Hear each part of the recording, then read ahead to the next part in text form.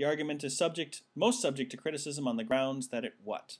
So we have the argument says that we find a 50-year period of increased air pollution and lower temperatures, as evidence in the rock.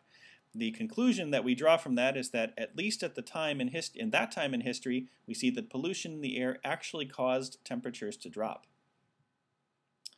So if you're following along and you've been doing a lot and doing some CR, you've probably seen something like this before, that we go from correlation, both increased air pollution and lower temperatures are recorded in this sandstone, but then the conclusion says that the one caused the other.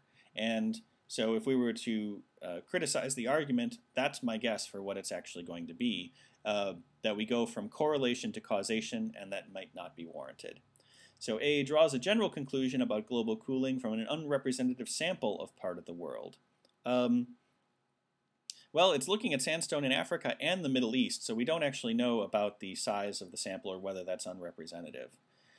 B inappropriately generalizes to all times from evidence found in one specific time. Well, not particularly. It doesn't actually generalize to all times. It just says at least at that time, so there's no generalization involved. C assumes that the science behind measuring air quality and temperature via rocks is sound. Well, you know, it does assume that, and actually any passage at all that talks about scientific studies or anything is assuming that those studies have some idea, have some scientific basis. But that's not a basis for criticism. We need a flaw, and again, that's the correlation and causation thing.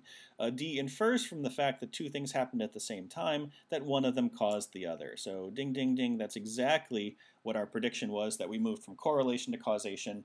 We infer without cause that the one caused the other one.